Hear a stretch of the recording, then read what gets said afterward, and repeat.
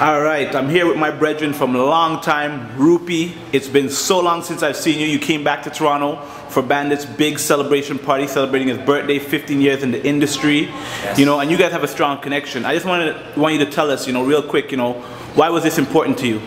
Yeah, man. Well, I certainly haven't been to Toronto for a minute, and requests, man, from the fans specifically to come were completely overwhelming. And the problem with Caribana, because we get a lot of requests to come for Caribana, but it clashes directly with Barbados Crop Over. So, this year I'm making a full commitment to be as present as possible in Barbados Crop Over. I'll be home in Barbados from July 7th onward to the end. So I was saying, man, listen, brother, another year can't pass without me doing Toronto. I definitely have to go out there and show some love to the people. So Bandit called and told me about 15th anniversary. Me and Bandit, we go way back, Reggie. I mean, like all the way back to days of the sugar mill, man, more than 10, 15 years ago, Dred, back in Grenada. You know what I mean? So I was like, man, listen, we got our opening. We can be available for this show, let's do it. And it was an honor and a blessing to celebrate a man who's put 15 plus years into it in a big way, putting on some of the best parties in Toronto. And worldwide, because Bandit is worldwide, man. And then to have the blessing of sharing the stage with Egyptian too, how could I turn that down, man?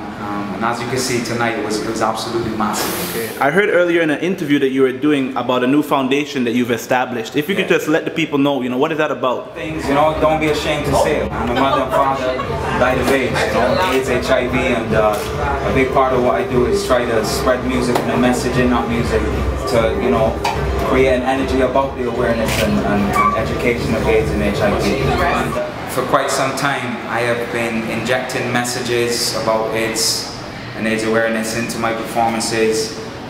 AIDS awareness and prevention is a big part of what I do.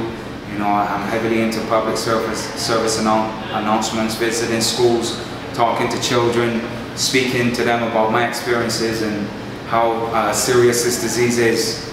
And I personally felt that I wasn't doing enough.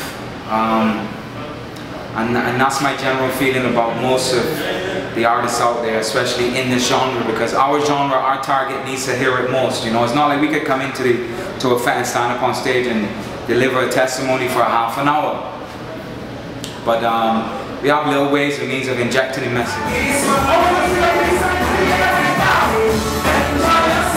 But when a fete is over, life is not over. These people who come to fetes still have daily lives to lead. And me doing this foundation is called Soca for Life, and it's an idea I've been toying with for quite some time. I mean, for at least 2 or 3 years. And I finally announced in Barbados that it's official, and I'm going to be getting it off the ground this year, possibly with a show in the last week of Crop Over. But anything I do, I want to do it properly, so there is a possibility that that may not happen, but we're at least going to do an official press launch. And it's going to be an ongoing thing. Primarily a series of concerts to raise funds for charity. We'll donate them to the various charities to provide drugs for people infected with AIDS. To educate and uplift people about the disease. And definitely a big part of the effort is to reduce the stigma attached to AIDS and HIV. Because even in this time, there are people who still think it's a homosexual disease. They don't realize it affects more heterosexuals than it does homosexuals, and to just generally create that awareness that at some point in your life you're going to know somebody who's very close to you that's going to have the disease, and the mission is to love that person to the end. Doesn't matter, straight, gay, black, white, doesn't matter, man. This life we're talking about, we're all human beings, man, and we got to spread that love for everybody. So that's what the foundation is about, man. I'm making an effort to do more, to step into the plate, be more responsible and more conscious about what goes on. We're here in Toronto. Caribana is right around the corner for us, but similarly, Crop Over is just right around the corner for you. And we know, you've been dropping music. What's new? What can we expect? Is there anything that hasn't come out yet that might come out for Crop Over that you can let us know about? Yeah, man. Well, actually, this week I actually released 2 tunes.